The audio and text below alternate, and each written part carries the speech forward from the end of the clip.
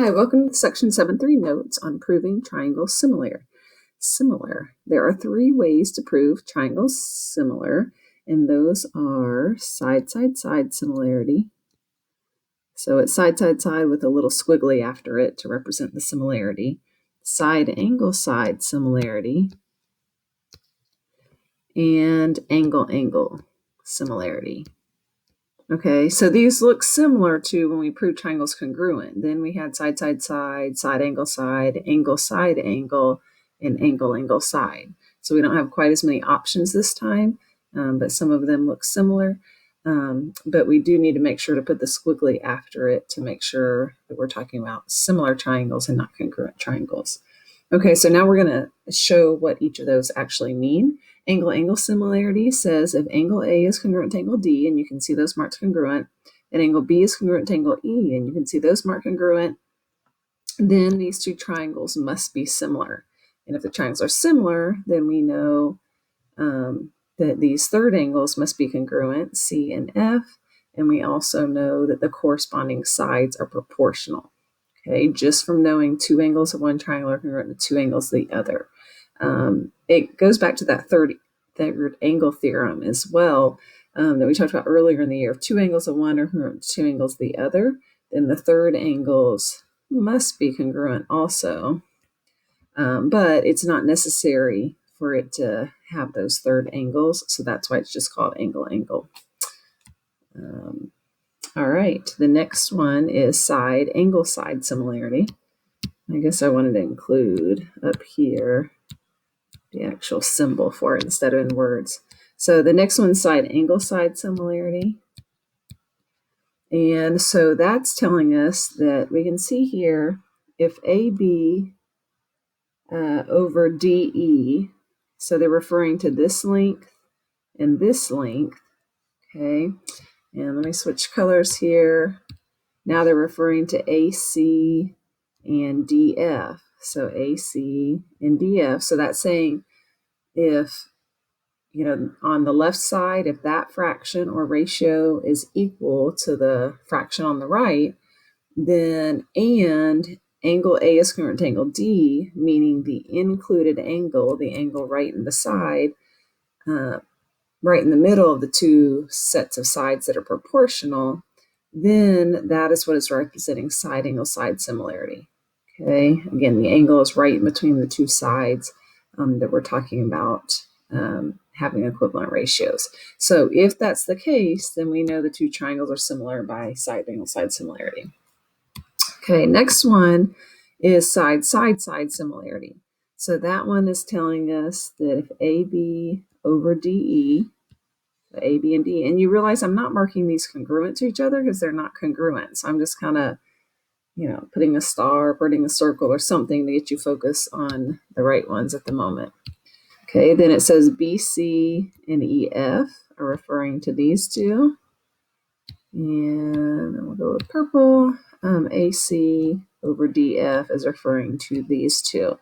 So it's saying if those corresponding sides have equal ratios, then the two triangles must be similar by side-side-side similarity. So we don't have to know anything about the angles as long as we know the corresponding sides have equal ratios.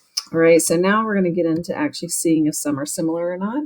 So in this particular case, we want to say, are these two similar? And if we go down our list and check for angle-angle similarity, then we would say yes by angle-angle similarity. I can see, these two angles are congruent and by the markings, and I can see these two angles are congruent by the markings. So therefore, those two triangles must be similar to each other.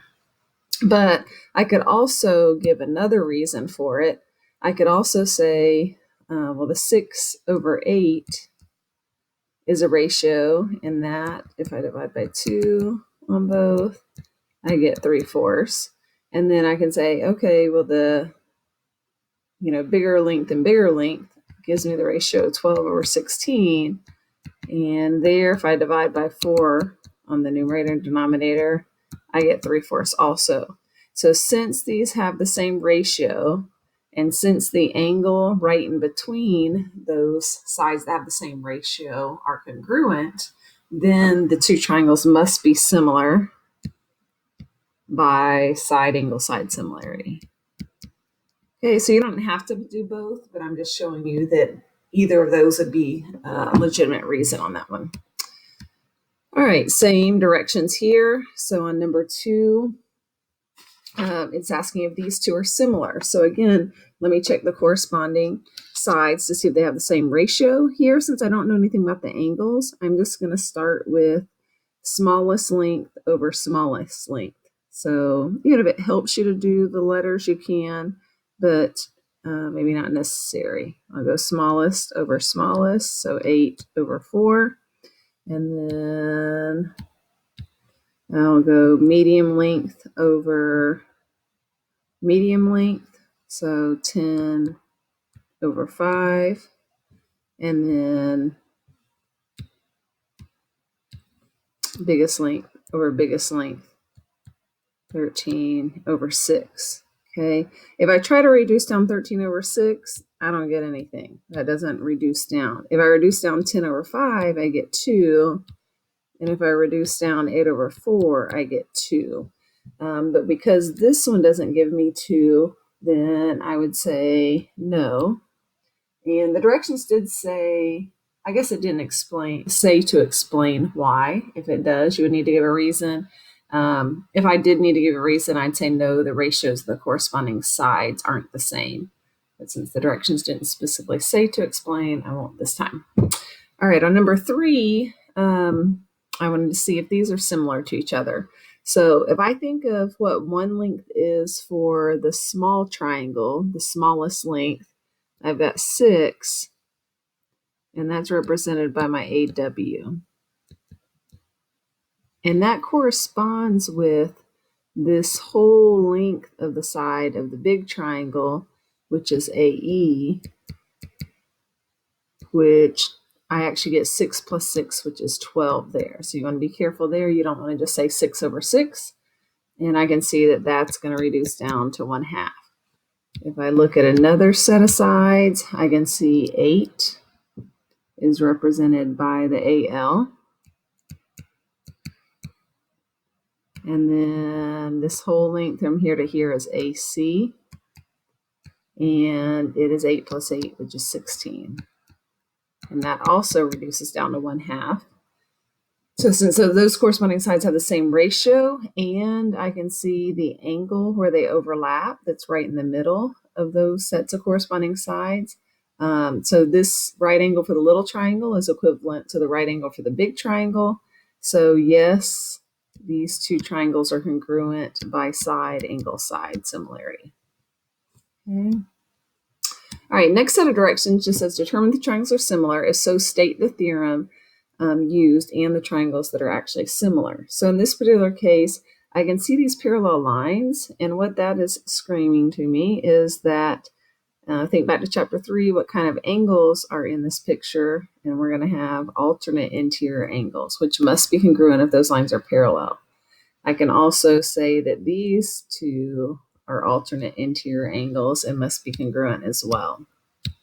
All right, I can also look to see, and really that's enough to say the two triangles are congruent. If I want to go ahead and mark the vertical angles, just because that's something else I know, that's fine. And so then I would say here that yes, the triangles are similar. My reason is angle-angle similarity. Again, I didn't need to have all 3 angles marked, sets of angles marked. I could just go with 2.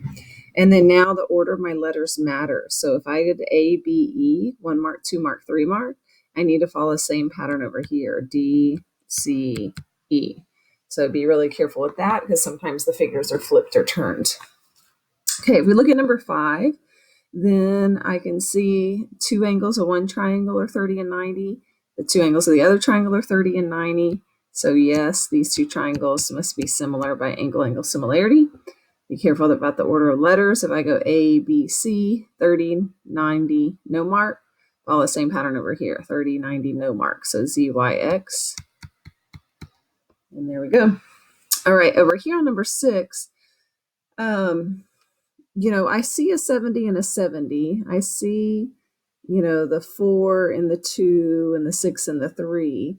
But what I'm seeing here is the one angle I know right here is not right in between the two sides that I know. Okay, where this one is right in between the two sides that I know. So I'm going to say no. The included angles are not congruent. Okay, so I would need to know that angle M is congruent to angle J to be able to prove these two triangles congruent by side angle side similarity. And so that, since that's not the case, then I'm going to say no on that one. All right, on example 7, here's where we can draw a picture and then set up a proportion to solve. So it says at a certain time of day, a 1.8 meter tall person standing next to the Washington Monument casts a 0.7 meter shadow. At the same time, the Washington Monument casts a 65.8 meter shadow. How tall is the Washington Monument? So if I think about what that might look like, here's my little sketch. Okay, and it tells me how tall, it asks me how tall it is, and I don't know, so I'm going to put an X there. But I do know that the shadow of this guy is pretty big at 65.8 meters. Okay, and then it is giving me the person, which is going to be much shorter than your monument. And we know that the person is 1.8 meters.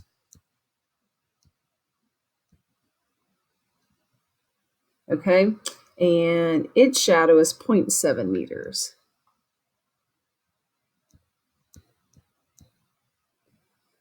Okay, so if I want to figure out how tall the Washington Monument is, I can do that with a proportion, and I'll just say my son's over here. So if I go height of the monument over height of the person is equal to 65.8 shadow of the monument over shadow of the person. So big thing is you can technically set a proportion up in different ways. One person might set it up differently than you, but you'd still get the same answer. You just need to stay consistent when you're setting it up is the key thing. Okay, so don't forget when you're cross multiplying, it's what you multiply in one diagonal is equal to what you multiply in the other diagonal. So here I can say 0.7x is equal to 118.44. Okay, if I go and divide by 0.7 on both sides, I get x equals 169.2 meters. Okay, and again, if it doesn't specify, I guess it doesn't matter what you round to. I usually do to the nearest tenth if they don't specify. All right, here it's asking us to find out what x is. And to do that, we need to be really careful. So if I can see that these two triangles are similar by angle-angle similarity. Okay, I see the right angle here, I see the right angle here. I can see that the figures overlap at this spot. And because they overlap there, the angle is congruent at that spot for both. So I know the two triangles are similar by angle-angle similarity. So now I can set up a proportion with these two triangles. So if I say like 8 for the little triangle, if I think about what that goes with for the big triangle, it's all of that length, which is x plus 8. And that's equal to a corresponding side on the little triangle. So we had this one, 8 over x plus 8 to represent that whole length. And then over here, we ended up with 10 for the little one. Over here we have x, that's small. Here we have x plus 1 plus 10. If we add those up, and we end up with x plus 11. Ooh, it doesn't like that. I'll do it to the side. X plus 11. So that's what I've got. And so now I can cross multiply. So when I cross multiply, I can go 8 times x plus 11 is equal to 10 times x plus 8. So I just want to be careful when I'm setting that up. I think it's important to write that step because I think seeing that step is going to remind you to distribute correctly. There we go. So I end up with 8x plus 88 is equal to 10x plus 80. Okay, if I go and solve from there, if I go and subtract 8x from both sides, I get 2x. If I go and subtract 80 from both sides, I get 8. And if I go and divide by 2 on both sides, I get 4. Okay, so that's what they're looking for there. All right, a little bit more practice here on these other pages. And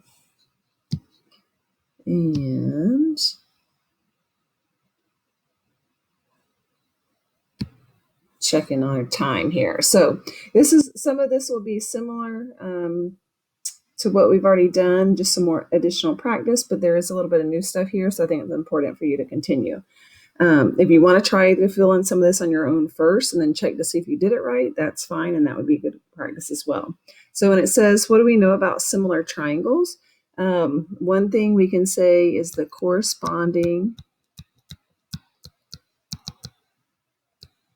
angles are congruent and corresponding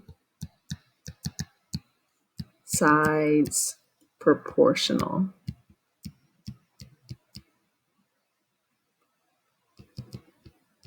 Make sure I'm spelling proportional right. There we go. All right, the shortcuts to proving triangles similar are, we talked about angle similarity, we talked about side angle side similarity, and we talked about side similarity. Okay, so here when it says to solve for x, again, I can set up a proportion. I can see that x is between the 90 and the 60-degree angle. So it corresponds with 6 because it's between the 90 and the 60-degree angle. And then if I go back to the left triangle, I've got my 8, and I can see it corresponds with the 12, and both of those are between the 60 and the no mark. So if I cross multiply, I've got 12x is equal to 48. If I divide by 12, then I get x is equal to 4. Okay, on the next one, it says if each side of a triangle is tripled in length, what will the resulting triangle be similar to the original triangle? So sometimes it helps to see a visual of that. If it's helpful for you to draw a picture, then do so. So I'm going to say A, B, C. I'm going to say, okay, the original lengths are 2, 3, and 4. And now I'll call this one D, E, and F. And if all of the sides are tripled in length, 2 times 3 gives me 6, 4 times 3 is 12, 3 times 3 is 9. There's my new one. And so I can go ahead and set up a proportion with the corresponding sides. If I say 2 over 6, I know that reduces down to 1/3. If I've got middle and middle, then I've got 3 over 9, which reduces down to 1/3. And I've got 4 over 12, which reduces down to 1/3. So again, then by side similarity, then yes, the new triangle would be similar to the original triangle. I'll go and put my reason by side, angle side, similarity. Okay. Next, on number 3, it says, Julie, who is 5 feet tall, cast a 6-foot shadow, and nearby pole cast a 60-foot shadow. Find the height of the pole. So again, I think it's helpful to draw a picture on these. If I draw Julie, there she is, and she is 5 feet tall. And she cast a 6-foot shadow. And then we've got a flagpole. Here, I'll put a flag on it. And it says it cast a 60-foot shadow. And we're going to find the height of the pole. All right, so again, I can set up a proportion. I can say 5 height of the person over x height of the flagpole is equal to 6. for the shadow over 60 for the shadow. So if I cross multiply, I get 6x is equal to 300. And if I go ahead and divide by 6 on both sides, I get x is equal to 50. All right. And feet, make sure you're including units with your answer. All right, on number 4, it says use the diagram to show that AB is parallel to FE. And it says show your work and explain why. So in this case, if I want to see if these two figures are similar, I can set up ratios. So smallest here over smallest here is 4 over 10. And that reduces down to 2/5. I can see here that medium length and medium length is 6 over 15, which that reduces down to, I guess, 3 goes into both of those. And that gives us 2/5. And then if I look at largest and largest, then I can say 8 over 20. And 8 over 20, 4 divides evenly into both of those. And so I end up with 2 over 5. And so since all of these have the same ratio, then I would say that the triangles are similar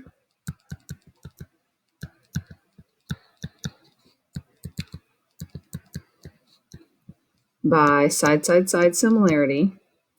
And therefore, because the triangles are similar, then I know the corresponding angles are congruent.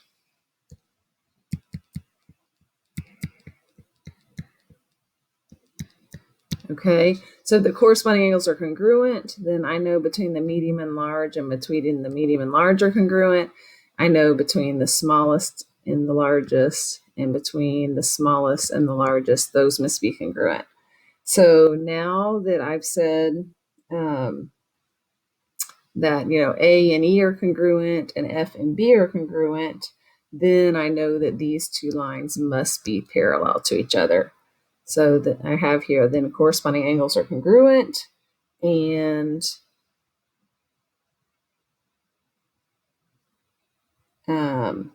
so the corresponding angles of the similar triangles are congruent. And so therefore, since alternate interior angles are congruent, then AB must be parallel to FE. Okay. So we're to the last page. Good job, you made it this far. And on this last page, I'm going to work these out, but if you kind of understand what to do from there, then feel free to work it out and then check it with mine. I will say they are asking us to show why the triangles are similar first and then solve for X. I will say on number 1, I'm going to end up using the quadratic formula. So if you haven't done that in a while, you might want to do that one with me instead of trying that on your own, but that's up to you. Number 2, when we set up our proportion cross multiply, we're going to end up having to factor, but there will be a 1 in front of the x squared term, so that'll make it a little quicker and easier. You could use quadratic formula if you want, but again, I think there's a quicker way to do that. And then on number 3 and 4, we will set up proportions and cross multiply, but they won't be as difficult to solve. You just want to make sure you get them set up correctly. But if you want to try to work those out first, that is fine. So on number 1, it says here that these two triangles I can tell are similar by angle similarity. Okay, hopefully you can see the markings. I can see the right angle. It's a little hard to see right here that those angles are marked congruent, but they are. So now if I go ahead and set up my proportion, then I can see that the 2x corresponds, because it's between the 90 and no mark, with the 21 because it's between the 90 and no mark. And I can tell the 40 that's across the right angle corresponds with the 11x plus 4. Okay, so from there, if I go ahead and cross multiply, then I end up with 2x times 11x plus 4 is equal to 21 times 40, which is 840. Okay, if I go and distribute here, then I end up with 22x squared plus 8x is equal to 840. Okay, if I go and subtract 840, ooh, that's not 840. Let's fix that.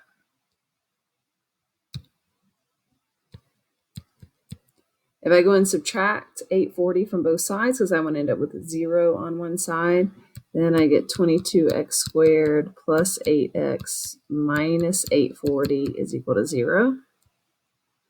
All right, from there, if I can reduce this down, then I want to do that. So I chose to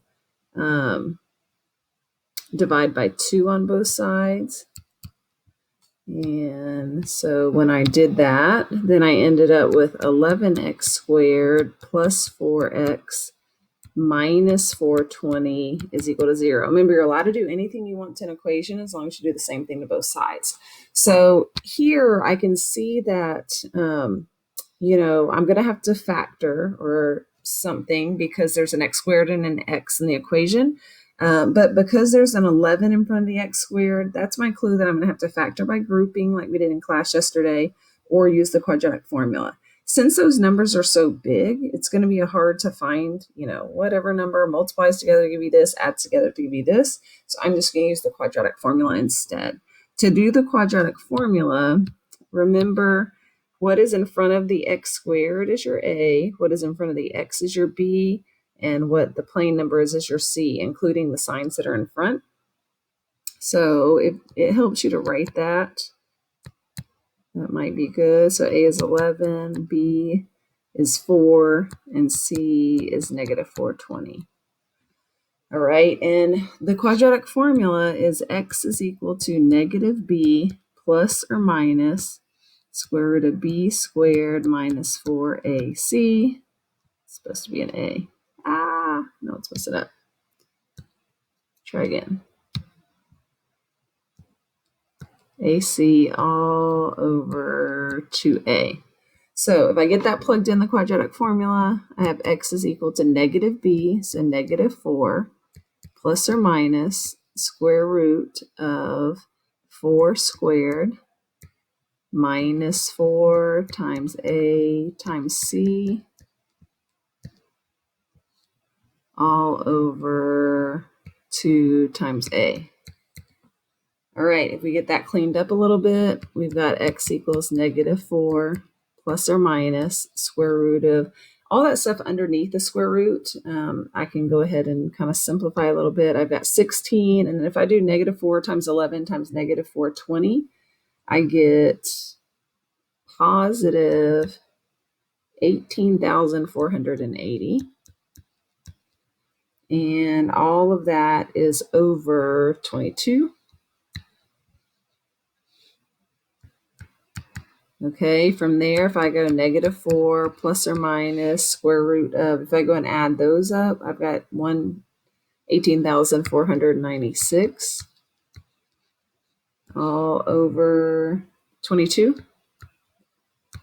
And from there, I've got negative 4 plus or minus. If I stick that in my calculator, I've got 136 over 22. And now you can punch this in your calculator twice, and that's what gives you your two answers. If I go negative 4 plus 136 equals, and then divided by 22, I will get x equals 6. If I do negative 4 minus 136 equals, and then divide by 22, then I end up with negative 6.36.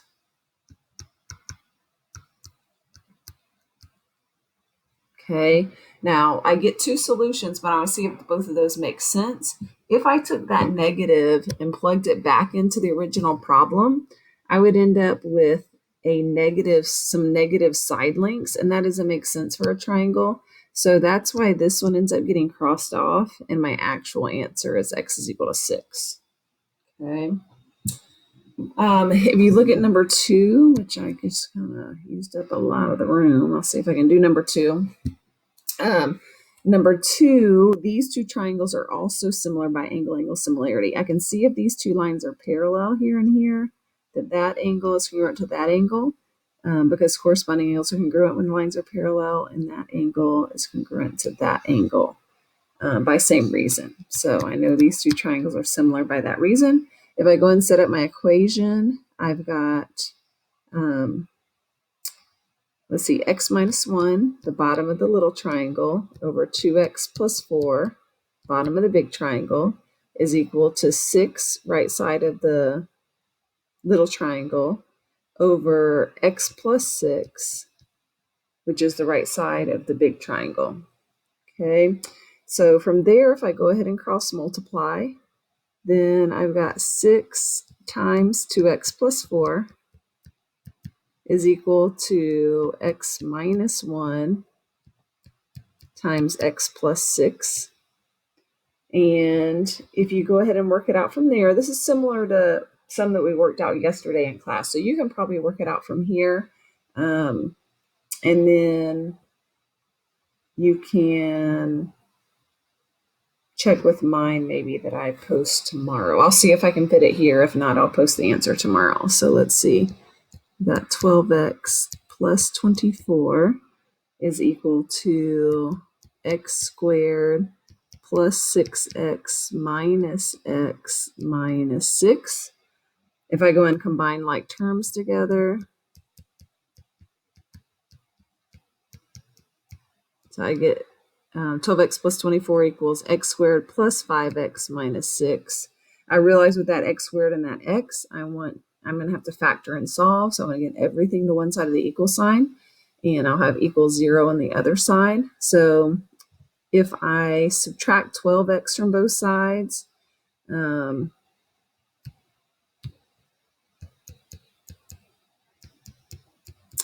go ahead and subtract 24 from both sides, then I'm left with 0 on the left, and on the right I get x squared minus 7x and minus 30. Okay, and from there I can factor, and so to factor, I know the first two numbers multiply together to give me x, and then I'm looking for two numbers that multiply together to give me negative 30 and add together to give me negative 7. And those numbers are negative 10 and positive 3. That's negative 10 times 3 is negative 30, and negative 10 plus 3 is negative 7. And now if I set both of those equal to 0 and solve, I end up with x equals 10 and x equals negative 3. So those are my two solutions. If I plug them back in the original problem, then it will give me a true statement. All right, two more. We can do it. We're almost there. All right, on number 3, these aren't quite as extensive as the last two. I know these two triangles are similar for this one by side angle side similarity. And the reason for that is I know these vertical angles are congruent. And if I look on each side of the vertical angles, I can see that like the smallest length of the left triangle, 9, corresponds with the smallest of the right triangle, which is 12. And I can see that reduces down. If I divide 3 into the numerator and denominator, I get 3/4.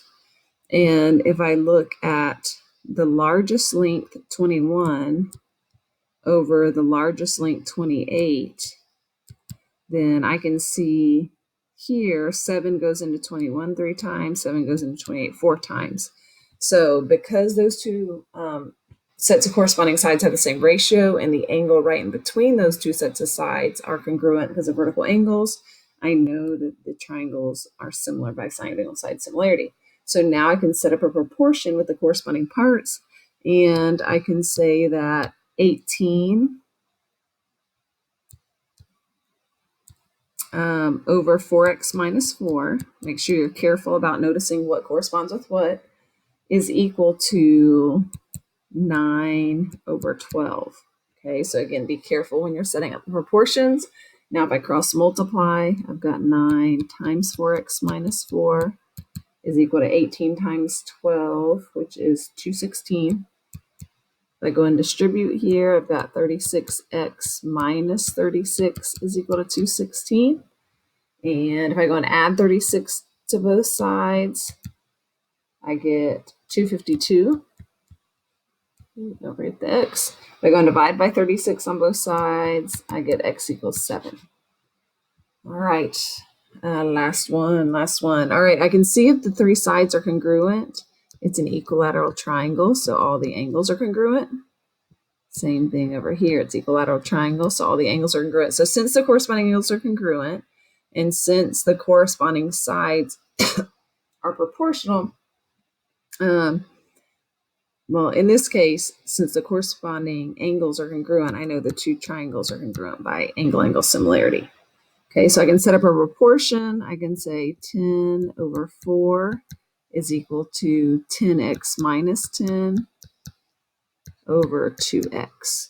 Okay, there's some variations in how you could set this one up, but that's one way. And then if I cross multiply, I've got 20x is equal to 4 times 10x minus 10.